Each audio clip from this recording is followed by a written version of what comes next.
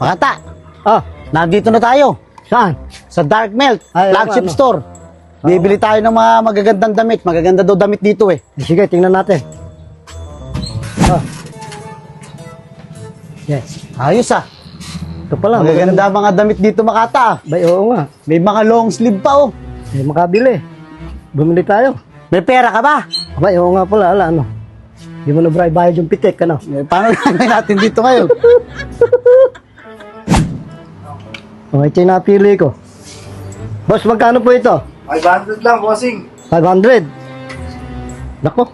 Makata, mukhang maganda naman sa 500 to eh. Oh. Eh, oo nga. Eh, ala pala akong pera eh. Baka ubra, boss. Eh, tutulangan ko na lang kayo. Pwede naman, bossing.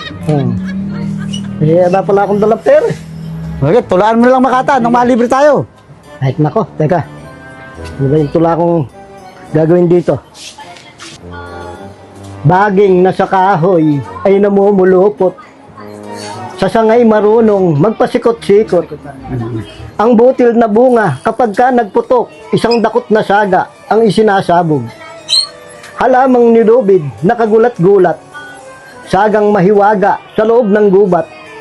Sa tabi ng punso kapag nangagkalat, aso mo'y pamain ng naroong tiyanak. Batang naglalaro sa punso ng nayon, ginagawang mata ng putik na ibon. Madasaling manang sa buong maghapon, isang gatang nasagay iniipon-ipon. Luha raw ng birheng nagmula sa langit, nang mapasalupay tumigas na tubig. Ngipin ng demonyong nalaglag kung bakit gayong nagbabagay sa baging nasabit. Ako'y nagtataka kung bakit ang saga, kabyak ay mapulat, itim ang kabila. Katulad ng mundong lubhang mahiwaga, kabyak ay mabuti, kabyak ay masama. Ang sagay kawangis ng ating ugali. Sa sandaling hakay hindi mapagwari. Mapula mapusok kung inaaglahi, maitim matamlay kung may dalamhati. Ang saga, baw.